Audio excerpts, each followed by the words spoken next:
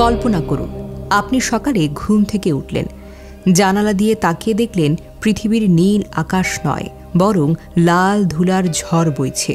আপনার পাশের বাড়ির লোকজন স্পেস স্যুট পরে হাঁটছে, আর দূর থেকে স্পেস ক্রাফটগুলো উঠছে। শুনতে সিনেমার গল্প মনে হচ্ছে, তাই না?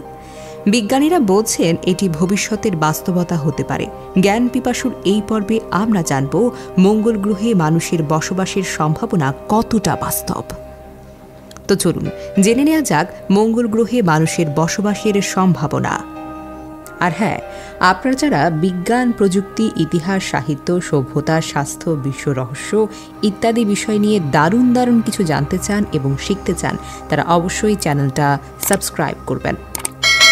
আমাদের মনে প্রশ্ন আসতেই পারে, আমরা মঙ্গল গ্রহকে কেন বেছে নিয়েছি? সৌরজগতের অন্য গ্রহ নয় কেন?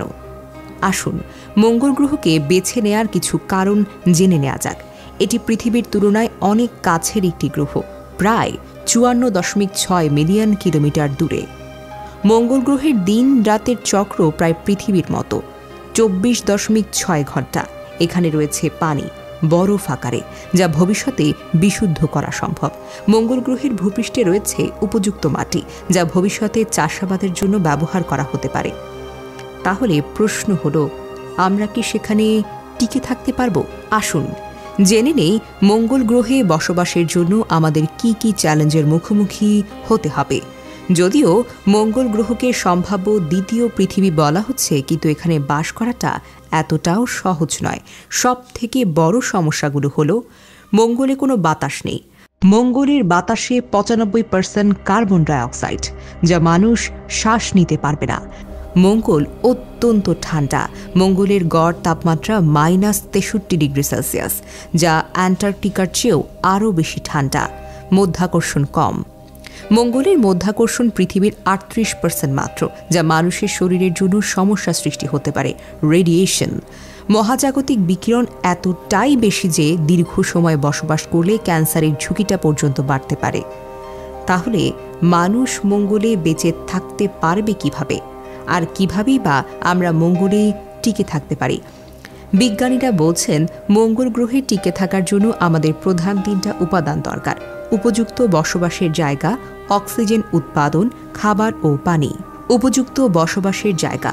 নাসা এবং স্পেস এক্স বলছে, ভবিষ্যতে মার্স বেজ তৈরি করা হবে, যেখানে স্পেশাল ডোমের ভেতরে মানুষ থাকতে পারে। অক্সিজেন উৎপাদন। নাসার পারসেভারেন্স রোভার ইতোমধ্যে মঙ্গলের বাতাস থেকে অক্সিজেন তৈরির পরীক্ষা করছে। ভবিষ্যতে বিশ্বের গাছপালা ব্যবহার করে অক্সিজেন তৈরি করা হতে পারে। খাবার ও পানীয়। মঙ্গল গ্রহের মাটিতে চাষাবাদ সম্ভব কিনা তা নিয়ে পরীক্ষা চলছে। বিজ্ঞানীরা বলছেন, বিশেষ গ্রিনহাউস তৈরি হলে মঙ্গলে ফসল ফলানো সম্ভব হতে পারে। এত কিছুর পরেও কি মানুষ সত্যিই মঙ্গলে থাকতে পারবে? আর কবেই বা আমরা মঙ্গলে যাব?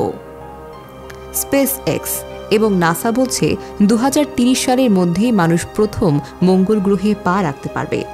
ইলন মাস্ক এর স্পেস এক্স ইতোমধ্যে স্টারশিপ রকেট তৈরি করেছে, যা মানুষকে মঙ্গলে নিয়ে যাবে। নাসার আর্টেমিস মিশন ভবিষ্যতে মানুষকে মঙ্গল গ্রহে পাঠানোর পরিকল্পনা করছে। তাহলে এটাই কি মানব সভ্যতার ভবিষ্যৎ? একদিন কি আমরা সত্যি মঙ্গলে নতুন পৃথিবী করব? মঙ্গলে মানুষের বসবাস কি সত্যি সম্ভব, নাকি এটি কেবলই এক দুর্লভ স্বপ্ন? বিজ্ঞানীরা বলছেন, এই শতকের মধ্যেই হয়তো মানুষ মঙ্গলে বসবাস শুরু করতে পারবে। আপনার কি মতামত? আপনি কি মঙ্গলে যেতে চান? কমেন্ট করে জানাতে ভুলবেন না। জ্ঞান পিপাসুর এই পর্বে এখানেই বিদায় নিচ্ছি। পরবর্তী ভিডিওতে আরও দারুণ রহস্যময় কিছু নিয়ে হাজির হব। ভিডিওটি ভালো লাগলে লাইক, শেয়ার এবং সাবস্ক্রাইব করতে ভুলবেন না। ধন্যবাদ সবাইকে।